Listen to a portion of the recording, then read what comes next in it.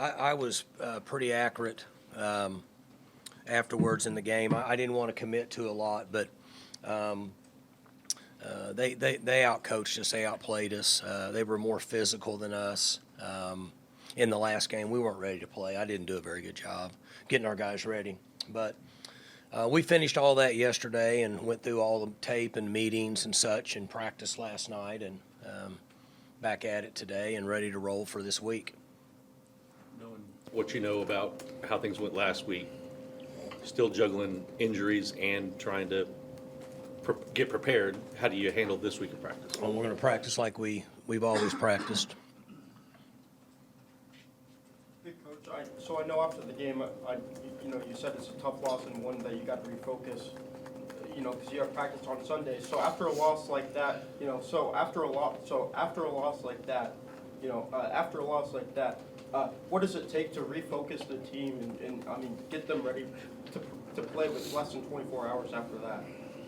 One thing I think that we have accomplished here from longevity and long-term culture is I tell them the same thing after every game, in that sometimes we go out and eat or spend time with whoever, girlfriends, family, whatever, and it's enjoyable, and then we come back Sunday and we go to work, or sometimes we don't, or we could and it's not as enjoyable, but we still have to go to work Sunday. And that's what I saw from the guys last night. And if there's anything that I've learned in doing this a long time is to be very honest with the players. Always is the best option, and that's what we did with them yesterday, and with ourselves as coaches. Mike, what'd you do yesterday, or what'd you do last week besides cutting back on the physicality? Did you practice any differently? Yeah. We altered several things. I had concerns about, as I mentioned up there, just kind of who we had left, and there's a lot of different ways to handle this as a coach and different philosophies. But one consistent philosophy for most coaches is when you show up Saturday, you want to have as many guys as you can have. And so I was a little more concerned than maybe I should have been about where we were at from an injury standpoint. Mike, you've been around this long enough, and I know you preach the same body language and attitude, but you can read. I mean, what'd you read from them emotionally last night at practice and through the meetings on Sunday? All these questions are good and they're fair, but guys, I've been doing this 18 years.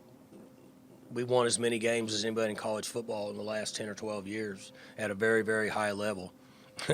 We didn't play good and we didn't coach good. And they played really well for what they were trying to accomplish. Chris is a good guy, the coach. And, like he said after the game to me, he said, I don't think we could have played a more perfect game against y'all. And I said, well, you picked a shitty day to do it. But I'm just going to tell you guys the way it is. I've been doing this a long time, and I think we have a good relationship the last 2 or 3 years. I'm pretty honest with you guys about everything. They physically whipped us, and they outcoached us, and they had better plans than we did, and I didn't do a good job of preparing us. Now, that doesn't answer your question. What your question is they're fine. They're kids. They're fine. Are they as excited as they were after we played Texas? No.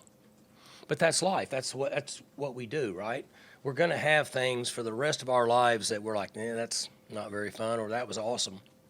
So, and I tell them sometimes, it's like a day trader or a financial advisor, an investor, and he put money in Amazon 10 years ago. The guy, he's fired up. The guy that put money in something else that's not doing good is not very fired up, but he still has to continue if he's got more money left. But the point being is they're fine. The coaches are a bigger problem than the players because there's more of an emotional strain on them. It's their life. It's their everyday. It's their kids. More so than the players. They kind of get through stuff quicker based on the way the world is. So I expect them to I've seen a bunch of them in the office today watching tape. I expect them to come back and practice really well tomorrow. we practiced good last week. We just didn't do some of the same stuff. And I don't know, maybe that wasn't as big a factor. I don't know. I mean, I had to come up with something based on not playing very good and not coaching very good. Based on coaches, Mike handling this differently than players, based on the fact you had not been through a game like Saturday before as a head coach, what was your Saturday night like? My Saturday night? Yeah. Did you do anything out of the ordinary based on what happened? So, I mean, when I got home, I don't eat much on a Saturday. I always have a nervous stomach and butterflies, so I don't eat much. Generally, after a game, we win most of the time, so then I feel like I'll eat everything in sight, I think Mac Brown's the one that said he fires up a couple double cheeseburgers after a game, right? And I think he's the guy that said that, and that's kind of the way we are. So I just grabbed a little bit to eat, and then I go to bed just because I don't want to sit there and watch a TV of a game and watch my score go across the bottom. We got our ass kicked. That's no fun. I'd rather watch what the week before. And butt kicked. I was trying to not cuss, but butt kicked. But point being is that's what I do. And then I'm up, 3:42, something like that. I came to work at 4:17, worked all day, and watched every single play. Watched every play on offense, watched every play on defense, watched every play on special teams, and then started doing all the other stuff and practiced last night, went home about 8:30 or 9. So, I mean, my routine doesn't change much. It's just not as fun. Did you know right away that there are things you would have or could have done differently? Does that dawn on you earlier? In the game? Like that? In a game like that? Well, I mean, the issue you had is when you got down 3+ even 4 scores versus a 3-down team that plays back a lot. Challenge is, can you ever get back in the game enough? Because the clock's not your friend anymore. Is there enough time to accumulate plays based on the way they play? That's when it starts to become concerning. And so you deal with that, and you don't want to overdo it because you can't become somebody you're not. Like the flip side of that would be some teams that are really good ball control. Well, I'll use the military schools. If they get down 3 touchdowns, it's probably not good because it works against what they're built for. So once that happened, then we have to start trying to rally in different ways, and obviously it didn't work very well. You mentioned K-State, the 3-man front, dropping a lot of guys. With the inconsistencies you've seen in the run game, does that make some of that stuff even more concerning, that you had some favorable run fronts and that you weren't able to run against? You know what's interesting? Like, for example, I did some three down study like you do. The guys that are playing 3 down in this league are giving up fewer rush yards than the 4 down guys. Pretty interesting. What do you do? Because I know that's been concerning to you, and you're probably not going to draw up anything for us here. But how do you try at this point to stimulate the run game? What do you see as the things you can, kind of push and pull? We can't change what we do. We're going to run the plays we run in midstream. You don't change who you are and what you do. So you continue to try to improve at it. One of the issues that I was just talking about was when you fall behind by multiple scores like that, you almost become one-dimensional. So it's even more difficult. Sometimes people would say, well, it's easier to run the ball if you're that far behind because they think you're going to throw it. Not always, because you're getting a lot of different junk up front. And that's stuff that you don't practice a lot. So we can't spend a lot of time just practicing what I call junk stuff and not practice base stuff. And then when teams get ahead, you can dial up plays as a coordinator on both sides of the ball because you're not worried about, well, if I mess it up, it doesn't make a difference. I'm still up by 3 touches. So it gives them a little more free will. And so then they come off their call sheet, which is what your coordinators are basing their calls on, is what their calls on certain situations. And in most cases, they're already off their call sheet. So there's just a lot of things going on. DeAndre Jackson got his most significant action so far. He did some good things. He did. I mean, Yeah, he ran the ball well, played hard, competed. caught screen from gunners that- Yeah. One thing I noticed is maybe his protection. when he was involved in that? He's got work to do there. You know what? It wasn't, it was okay. And it was certainly something we can work with. But he's a guy that we were excited about what he brought to the table in that game. What's happened to the running game? For so long, you were really good at it, one of the best. Last couple, I don't know, ever how long. Right. It's not just this year, you just sort of been stagnant in the running game. What's happened? Oh, I think some of it, we've had some multiple guys playing different positions up front in the last few years, unfortunately. We went through, I guess 09 up through about, I don't know, I got my years, 16, 17, 18, where we really were healthy up front with our 5 guys pretty much every game. So they learned to work together and make calls, and we don't have to move one guy to the other. Like we took Brooks and played him at guard. He played good. Played a good game. He'd not played guard before. Might have found something out we didn't know. I think the consistency of the 5 guys up front really helps a lot. And we've managed, like we rushed the ball. Our running backs averaged 4.4 yards a carry against Texas, which I was thrilled with that. It was better than what it had been. So we've shown some glimpses of getting better at it, but if I had to say what's causing it would be that we just haven't had the 5 guys consistent there working together. Those guys need to kind of be in sync. You've had 3 different position coaches there, I think, since I've started writing about you. Does that have anything to do with it? Would it help to have continuity in the guy coaching? I don't think so, Garen. I think a lot of times coaches use that as an excuse. Head coaches do. Like we could look at first-year coaches. I don't know. Somebody around the country is doing good. The guys at TCU, they're not having any problem their first year. You know what I'm saying? So I think some coaches, head coaches, just kind of use that as an excuse. We hire coaches that know what they're doing and are experienced, and they go through the spring football, and they have August. I mean, by then we ought to have it kind of coached up. Like Pete Carroll last week said he wants the NFL to look at getting away from artificial turf. He thinks they cause too many injuries. You played on artificial turf for a long time. Do you like what you guys are using? Have you studied the issue of injuries and are comfortable with turf? Yeah, I don't obviously don't know anything about the NFL. I think that the turf, like this new turf that we have here, is safer than grass. And for example, there's a couple teams, maybe 1 a year or 2 a year, maybe we'll play on grass. Sometimes you play in a bowl game in grass, and if you watch, look at the guys slipping. They slip everywhere. To me, I think that's more of an injury risk than the turf. Now, I don't know if he's referring to maybe potential head injuries on a turf. I can't answer that.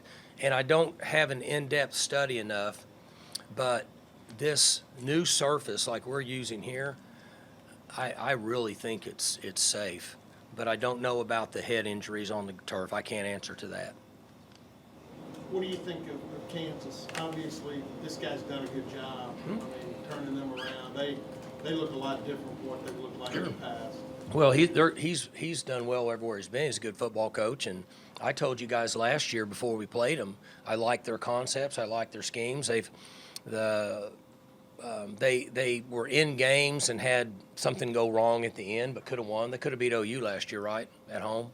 The quarterback, kid that's at USC, makes a play on 4th and 3 and scores, or if they get him, he's down the backfield. They could have run the clock out and beat him last year. So they had progressed as they went on. Their quarterback's really active. They're doing a really good job throwing it, RPOing it, running it.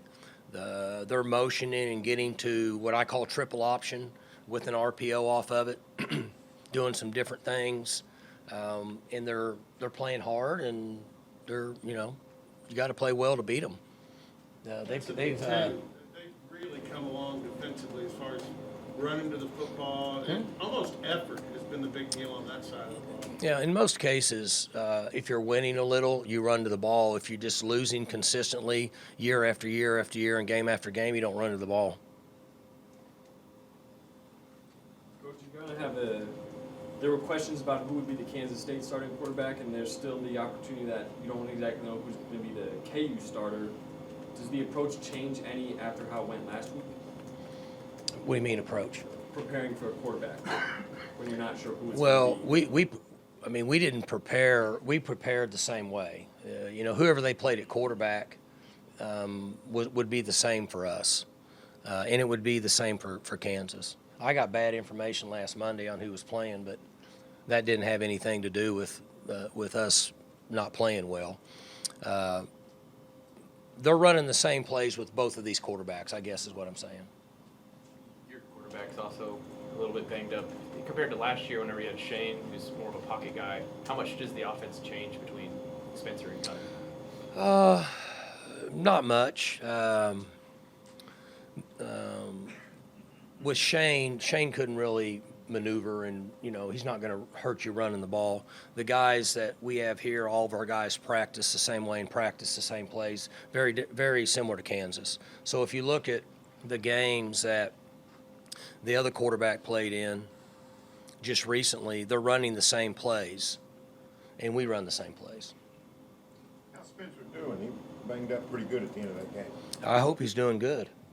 We're going to rest him some this week and try to get him back and get him going, just like we've been doing. I know you had your head down yesterday with what you've got going here, but you've been close with the new commissioner, and it broke yesterday that he's negotiated a deal with ESPN and Fox for a contract extension of television rights that's 73% better than what the current deal is. You have any thoughts on? You've been a big supporter. What do you think?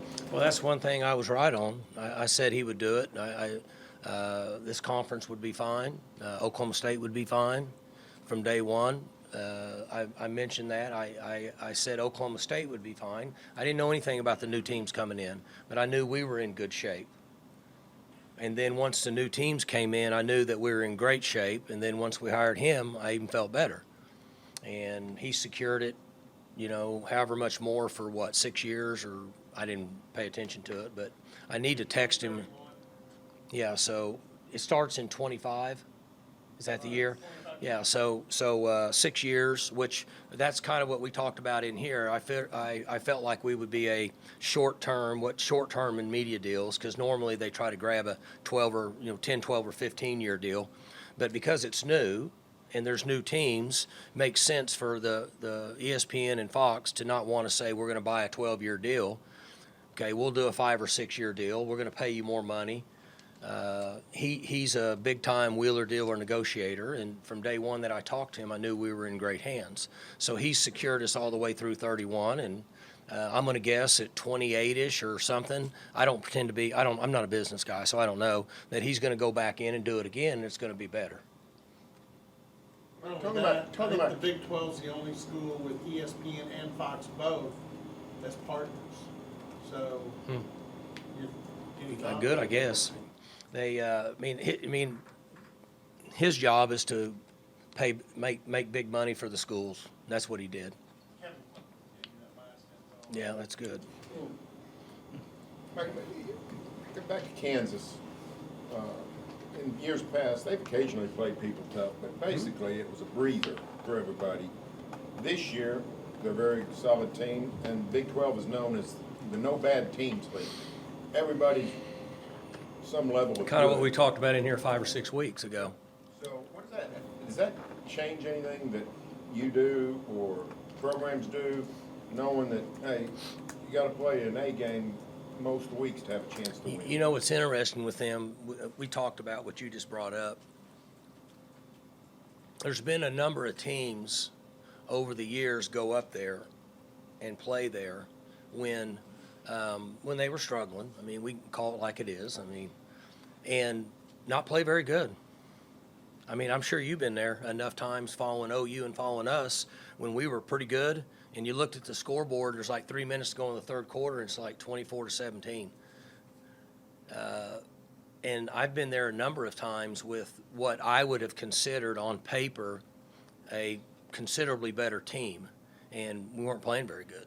One year, Tyreek had to return a kickoff to give us a lead, I think, or maybe it's tied. I don't remember, but then they played last year. They were making strides, in my opinion, and I thought they had really good schemes. In my opinion, they were well coached. They just couldn't turn the corner at certain cases, and then this year we saw that carry over. The quarterback was making a lot of plays, running some counter triple option RPO stuff that's not easy to deal with, and the quarterback's willing to run and willing to get hit, so you have to defend him. And then so I don't know what somebody mentioned, but you start to Robert, you start to win a little bit. Now everybody chases the ball and trying to make plays and having fun. And then instead of 12 or 15,000 people coming to the game, now they got 40 or 45 or whatever they've averaged, and things change, and it doesn't take long. So it's really good for our conference and not as good for the coaches, because you got to go out and play well, as we've seen. Potentially, you're gonna get in the new playoff. At least one, most years. You're certain of that? This league, Yeah, Big Yeah, 12. right. But a parity-driven league where anybody can beat anybody, it seems like it's gonna be tougher than ever for somebody to, it's not easy now. We've had very few teams go unbeaten in conference. You didn't do it with your great team in 11. yeah, the unbeaten's going to be hard. Getting in's going to be easier because there's 12, right? Isn't that what they say, 12? So the 12 helps everybody across the country. I would really doubt that the major conferences in the country won't get a team or two in when you go to 12. The unbeaten teams, based on the way it is now, there is some adjustments going on with the portal. There's some boundaries that are trying to be set with NIL right now. So I don't know if any of it's concrete yet, but if that continues on the way it is, we're in the NFL basically is what we're in. And so the parity of the NFL is the same. I just watched, when I got home last night, I didn't see any of it, but I saw the score. The team that won the Super Bowl last year has got a losing record. That's the NFL. That's what's trickling down to this level with the parity week to week based on free agency and which is transfer portal and NIL, which is incentives through money. So it's balancing out. If Spencer can't go, whether it's Saturday or any time this year, how comfortable are you with Gunner's ability to come in and maintain the offensive level? We've had a bunch of backup quarterbacks do well. One did it on you Saturday. We've also had a couple teams not do so great with the backup. Yeah, What is your comfort level with the backup? the comfort level is never going to be the same as it is with a guy that's played 3 or 4 years. The guy at Kansas State has played a considerable number of games. He's older, he's experienced. So I think it would be unfair for me to stand here and say my comfort level with either of the two quarterbacks that we would use would be the same with him, because it's not. They're inexperienced. They're learning on the run. Now I've seen them execute in scrimmages. I've seen them do things in the indoor, but it's different when the lights are on and people are there. We all know that. That's just athletics. So we would learn on the run somewhat. Do I think we can function? Sure we can. Do I think that we function the way we do with Spencer? No, because of his 40-something games of experience and being in those situations. In that scenario, Mike, would you have to do what Oklahoma did when they lost Gabriel against Texas? Run a bunch of Wildcat, go with the backup, but also mix in Wildcat, just run all sorts of stuff to try to function wholly as an offense? Would it get to that degree, you think? No, I just don't believe in that. I'm not saying it's wrong. Right. I didn't see, I didn't watch OU against Texas when we were getting ready to play them because of what I had heard, so I just didn't have interest in watching it. I didn't think it fit what we did, so I have not seen that. I haven't seen any of it. And I'm not saying it's wrong, but that's not something that I believe in. I think that we practice plays We have guys that have practiced. They need to run the plays that they practice. We need to run the plays that we've practiced and try to execute those. I think when you reach for stuff, you're asking young people to do things that they lose a comfort zone in, and they may not be as productive. That's just my opinion. You said you looked at every play. It wasn't a big sample size, but real deal analysis when Gunner, especially the second drive, where they moved the ball down the field, he had the scramble, I think the screen with Jackson, but then, he's trying to make a play. How hard did you coach him on the I didn't have to. He came to me and apologized. I said, you don't need to apologize to me. You need to apologize to the team and your coaches. I mean, I just stand there and watch it, and I don't have anything to do with that. But I know that there are times, sometimes he's a freelancer. He did stuff like that in high school. And he's done it here. He's done it at this level in scrimmages and in games. But I think that he learned a lesson in a good way that this is a different game. Sometimes you see things like that. You see guys do it all the time. You see quarterbacks do that, but there's a time and a place, and one of them's not in the middle of the field. That'd be my suggestion. When you're out running by the sideline and you can see what's going on and something happens, that's different. But when the middle of the field wouldn't be a good suggestion. What do you think of his, limited? I mean, he did okay. From an evaluation stage, we're down 40-something points. They're in pure drop. So there's some minimal evaluation going on, but he functioned and knew where to go with the ball, made throws. Tried to throw one out cut over a drop player's head, which he would probably tell you I could have made that throw, but maybe not now. So there's some things that he did good, and there's some things that he learned. You said Saturday that Spencer was in the game when he was in the fourth quarter because he wanted to compete, right? It's his right to fight. Does there come a time, though, a coach has to overrule that and say, look, man, we got to pull you. You've had some things the last couple of weeks. Yeah, there could be time, and I could have done that. But I'm going to lean toward experience, longevity, veteran, whether it's him or a Brock Martin or a Malcolm Rodriguez. They want to go in and play, coach, I want to play. They've earned the right to do it. Now, I could have, we took him out because of just what you said.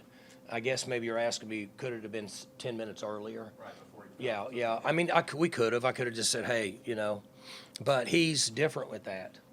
And his demeanor and the way he's handled himself has been fabulous. So I didn't want to start a storm that didn't need to be started. I had a big enough storm going on, and I didn't want to start one with him.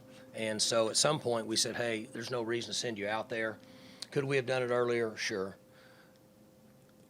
Should I have? Probably. Probably should have just said, hey, no, you're not going out. But I tend to lean toward the experience and the longevity of those guys.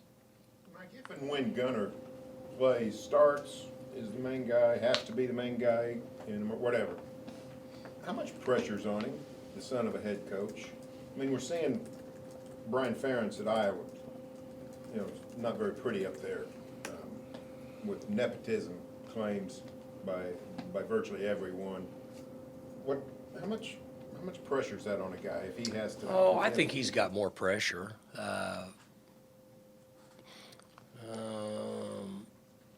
I've told him from day one, and the way I look at it is this. I evaluate practices. I evaluate gameplay. And one of the most difficult things to do with all of us that have had kids is to say, to make a decision that maybe not might favor your kid when that's not a natural human instinct. But that's what I have to do. And I can listen to other coaches and such. Would there be more pressure on him? Sure. Unjustifiably unfair? Probably, but it is what it is. Your coaches pretty well, Casey and Tim, whoever else. You've got the right kind of relationship where you think they can be honest with you, or how tough is that to tell a head coach, no, I don't think your son's good? Oh, I think it would be tough on them, but I think that I've been with him 100 years, and I have a great relationship with Tim, and So we've watched it now for a year, and we watched it through the spring, we watched it through the fall, and we're in the situation we're in based on kind of where we're at. We've got another young quarterback in this program that's really good too. I mean, he's a good player. He doesn't have any experience either, but from what he's shown us in practice and scrimmages and stuff, I mean, we feel good. We feel good about him. So, hopefully we don't have to. Hopefully Spencer will play, because obviously that's a different level. But if so, then we go through the path that maybe you're talking about, and we figure it out. We go play and see where it goes. Faced a lot of third and longs on Saturday, and with Tom banged up, is there going to be any priority to maybe on third long pick up a few yards and go for it on fourth down? Because of what? With Tom out, with who are not out, but a little banged up. Oh, no, not really. Logan is our backup punter and punts really good. I feel comfortable with him coming in and punting. Now, he's not experienced, and, kind of the same thing we're talking about with quarterback. A little bit different at quarterback because it's more magnified, but I feel good about Logan if he has to come in and punt. He's done a good job, practiced and worked hard and done a good job, and I'm comfortable with him. Braylon a lot on kick returns last week. What did you think of him there? And was that just because Nixon needed to be more involved as a running back? Like, what was Braylon? Yeah, so we were down a running back, and so it increased his workload. And so you just try to minimize as many collisions as possible. So put the little fella out there and let him get his feet wet and figure it out. Game moved fast for him. Mike, bad scene at Michigan Saturday with that tunnel fight. How much do you have to stay on your guys, reminding them, hey, this thing, no matter what happens, emotions, you can't. I don't have any idea what you're talking about. So like Michigan State, when the teams went to the tunnel. Where'd they play at? It's at Michigan. Yeah, it's the same tunnel. I've been in Yeah, it. same tunnel. They got in, 10 Michigan State guys got around 1 or 2 Michigan guys and whacked them around pretty good. Oh, okay. And the police are involved and all kinds of stuff. Okay. That's the first I've heard of that. So, to me, that's a nightmare for a coach. And if you notice, when we warm up for games, we very seldom cross our own 40-yard line. Now, you're welcome to the 50, and then we split it. But we very seldom cross our own 40 because not that we don't trust any of our guys, but I don't want involved in any of that. It has nothing to do with the game. And I'm not blaming either of the coaches up there. I don't know what happened. I don't know. It's the first I've heard of it. But my point is, you ask me about us, and so we stay on our own 40. And then, they have restrictions now pregame. Didn't used to have restrictions pregame because we had some issues in college a few years ago, which helps. So that's a big no for me, because I just think it's disrespectful to college football. I'm just calling it like it is for me. I'm not blaming their players. I'm not blaming their coach. You asked me about our organization. I'm not a fan of it. I just I don't like it. It has nothing to do with the game. So I'll be honest with you. I tell them, you want to be a tough guy? Be a tough guy when the ball snaps. I'm more for that until they blow the whistle or until you run out of the white. You can be a tough guy all you want then. The other stuff doesn't do much for me because everybody knows you're going to get broken up, right? It's like fighting in the cafeteria in school. You know they're going to break it up. You want to fight? Take your ass down the street afterwards when nobody's going to break it up. You ever been in a deal where you were worried about something getting out of hand with your guys before a game through the years? I don't think so. When they divided the field, it was the best thing they ever did, a conference. I don't know if they do it in other leagues or not. I know we have to. But see, you used to be able to cross over. So that's not a good thing. And dividing the field helps a lot. Good. You also run that risk with field rushing, and you've had a couple this year. How do you feel your guys have handled those? And obviously, it seemed like, at least with Saturday, K-State was pretty good at making sure that they funneled the students away from you guys. When I first started coaching, we never had that problem. because when people beat us, they just thought it's the way it's supposed to be. And you know what's interesting now is, and I forget about it. Like when the game's over, I'm gonna hustle out, tell them good job and all that, and then I feel them coming, and I forget about it. Then it becomes an issue because I'm trying to get out of there. Students are fired up. They're wanting to nag on me, nice mullet, your team sucks, all that stuff. I'm just trying to get out of there. I'm for them, a great job. I mean, I think that's awesome. But I think our guys have done a good job. But that is a little more high risk, and I'll tell you why. Because you have people on the field that have, in most cases, probably had a cocktail or two. And so they might make a bad. You like that, didn't you? Huh? See, you're better off up here, so you're not out there. But people make poor decisions in that situation, and they're just kids having a good time. They're fired up. Their team won, but they can make a poor decision.